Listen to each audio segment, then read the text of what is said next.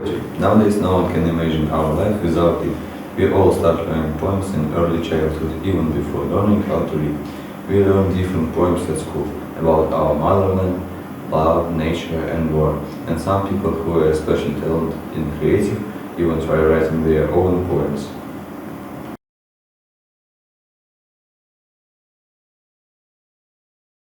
Today you will discover the world of American poetry of the 19th and 20th centuries, represented by such famous names as Edgar Allan Poe, Walt Whitman, Emily Dickinson, Edward Estley Cummings, Thomas Stearns Eliot, and Robert Frost, and dig deeper into some of the greatest poems ever written.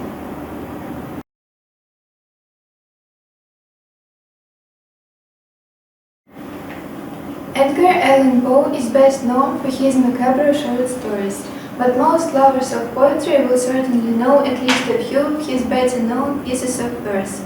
From the raven to a dream within a dream, he speaks on familiar themes: love, loss, and often within a supernatural setting. Here is an extract from the poem Raven.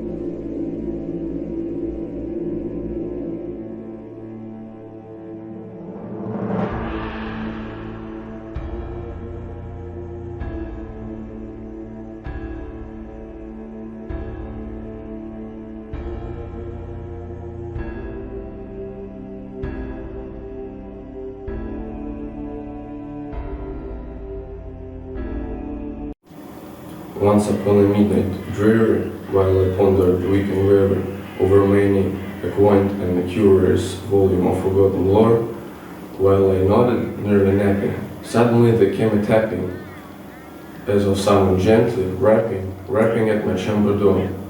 "'Tis some visitor," I muttered, tapping at my chamber door. "Only this and nothing more."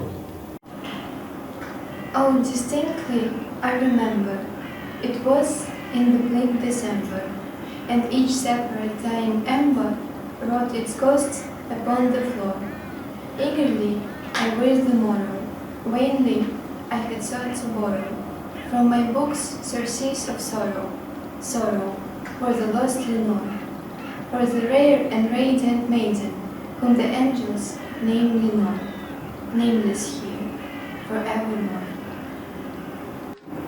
And the silken, sad, uncertain rustling of each purple curtain filled me with fantastic terrors never felt before, so that now, to still the beating of my heart, I stood repeating, "'Tis some visitor, entreating entrance at my chamber door, some late visitor, entreating entrance at my chamber door.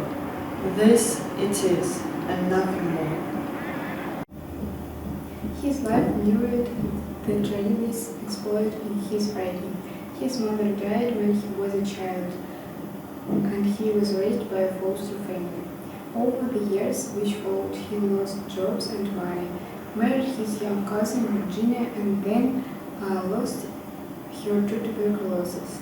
She is widely considered to be the inspiration behind many of his darkest and most beautiful poems, such as Annabelle.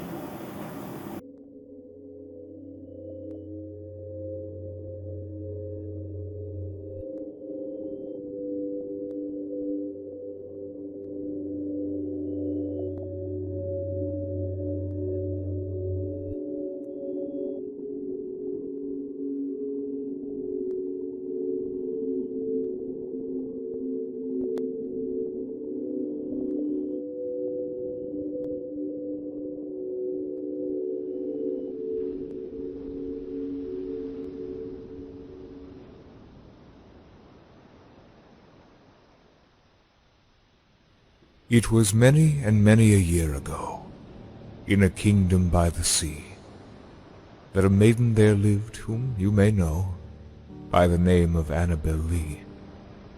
And this maiden lived with no other thought than to love and be loved by me. I was a child and she was a child in this kingdom by the sea, but we loved with a love that was more than love, I and my Annabel Lee, with a love that the winged seraphs above coveted her and me. And this was the reason that long ago, in the kingdom by the sea, a wind blew out of a cloud, chilling my beautiful Annabel Lee, so that her high-born kinsman came and bore her away from me, to shut her up in a sepulchre in this kingdom by the sea. The angels, not half so happy in heaven, went envying her and me. Yes, that was the reason, as all men know, in this kingdom by the sea, that the wind came out of the cloud by night, chilling and killing my Annabel Lee. But our love, it was stronger by far than the love of those who were older than we, of many far wiser than we. And neither the angels in heaven above nor the demons under the sea can ever dissever my soul from the soul of the beautiful Annabel Lee.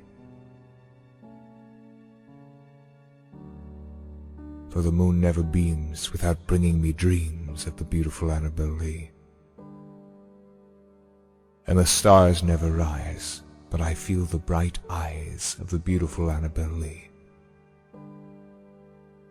And so all the night tide I lay down by the side of my darling, my life and my bride, in the sepulchre there by the sea, in her tomb by the sounding sea.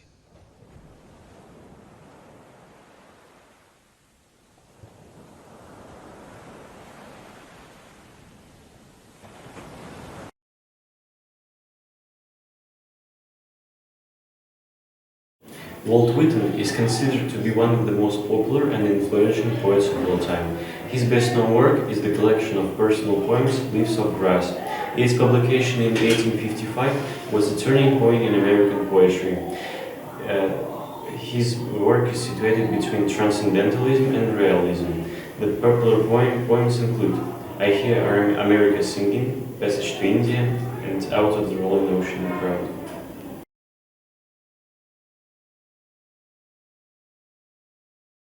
Out of the rolling ocean the crowd came and dropped gently to me, whispering, I love you, before long I die. I have traveled a long way, merely to look on you, to touch you. For I could not die, till I once looked on you. For I feared I might afterward lose you. Now we have met, we have looked, we are safe. Return in peace to the ocean, my love. I too am the part of that ocean, my love. We are not so much separated. Behold the great grandeur, the cohesion of all. How perfect! But as for me, for you, the irresistible sea is to separate us. As for no one carrying us diverse, yet cannot carry us diverse forever. Be not impatient, little space. No, you are salute the air, the ocean, and the land, every day at sundown, for your dear sake, my love.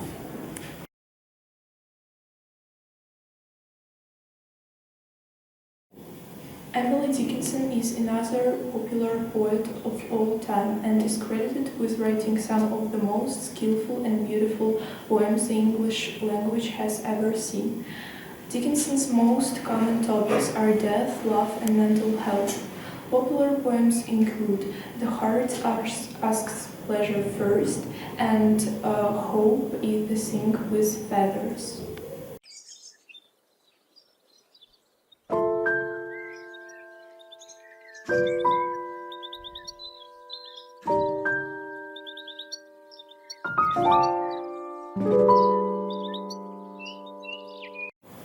Hope is the thing with feathers, that perches in the soul, and sings the tune without the words, and never stops at all.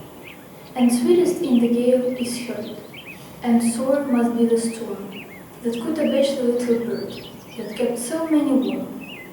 I've heard it in the chillest land and on the strangest sea. Yet, never, in extremity, it asked a crown of me.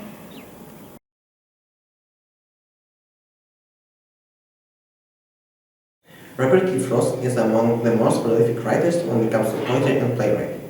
He was highly appreciated and admired for his realistic portrayal of rural life and his great expertise of American colloquial speech. Most of his astonishing works circle around the rural life setting in New England during the 20th century. He used his own work to analyze complicated social and philosophical themes. Robert Frost is a very famous and often quoted poet. During his lifetime, he was honored with several prizes, which include Pulitzer Prizes for poetry.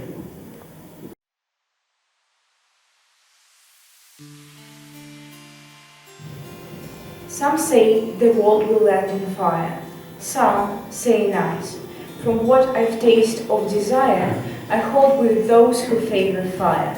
But if it had to perish twice, I think I know enough of hate to say that for destruction, ice is also great and would suffice.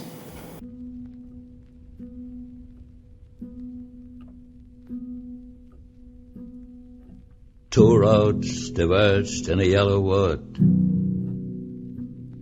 and sorry I could not travel both and be one traveler.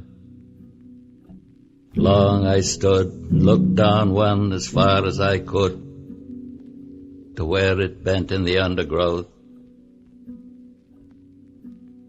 then took the other as just as fair, and having perhaps the better claim because it was grassy and wanted wear. Though as for that, the passing there had worn them really about the same, and both that morning equally lay in leaves no step had trodden black. Oh, I kept the first for another day, yet knowing how way leads on to way, I doubted if I should ever come back. I shall be telling this with a sigh somewhere ages and ages hence. Two roads diverged in a wood, and I took the one less traveled by, and that has made all the difference.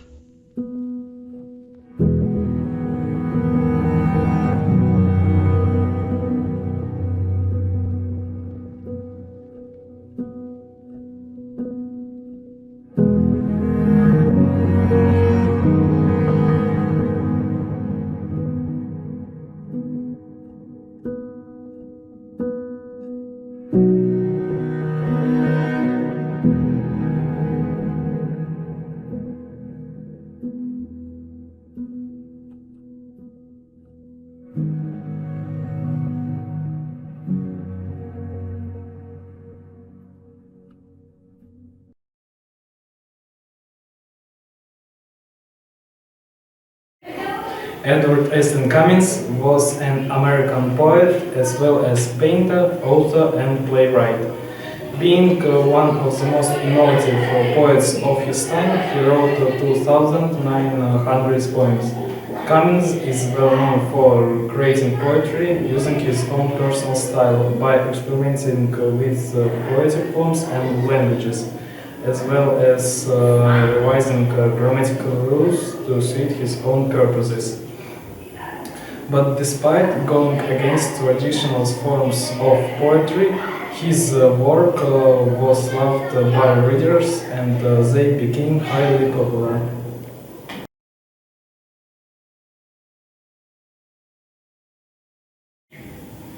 He is also remembered for his attacks on conventional patterns of thought and criticism on how society restricted free expression. Also ranked among the best-loved poets of his time, he mainly wrote poems about love, childhood, nature, etc. He is known for his children's novels as well. Cummings can be considered the second best poet in America of his time, next only to Robert Frost.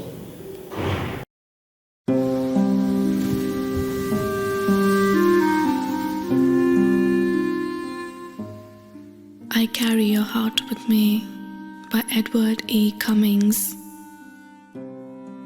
I carry your heart with me. I carry it in my heart.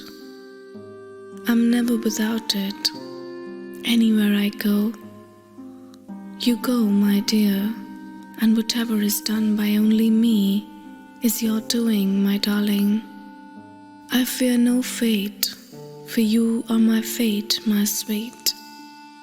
I want no world, for beautiful you are my world, my true.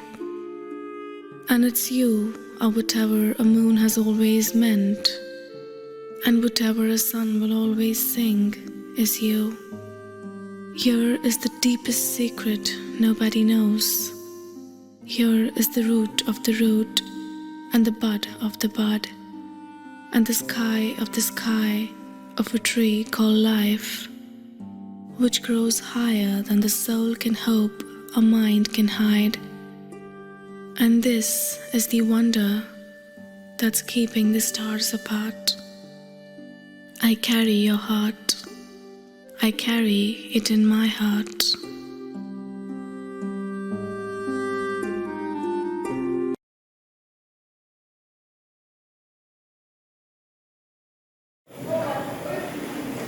Thomas Stearns Eliot, better known as T.S. Eliot, was an American English poet, playwright, literary critic, and editor.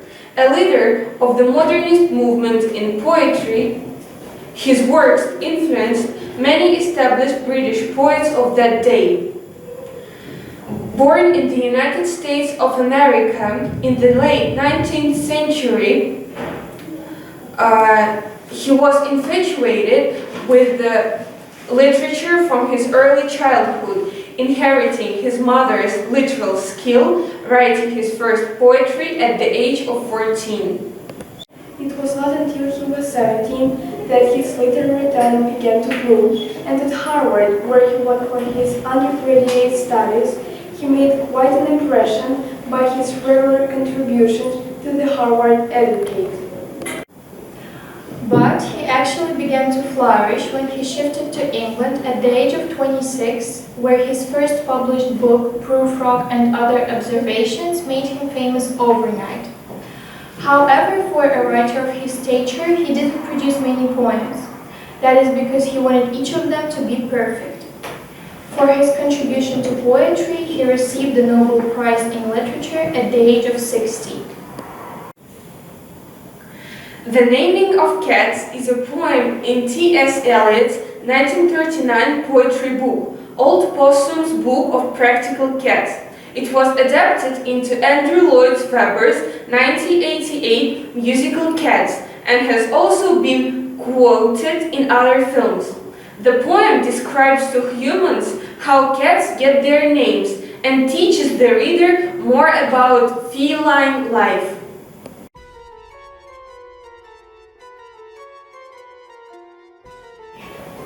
The naming of cats is a difficult matter. It isn't just one of the holiday games.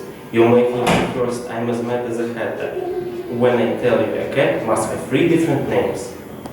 First of all, there's the name that the family use daily, such as Peter, Augustus, Alonzo, or James, such as Victor or Jonathan, George or Bill Bailey. All of them sensible, everyday names. There are fancy names if you think they sound sweeter, some for the gentlemen, some for the dames, such as Poeta, Admetus, Electra, Demeter, but all of them sensible everyday names.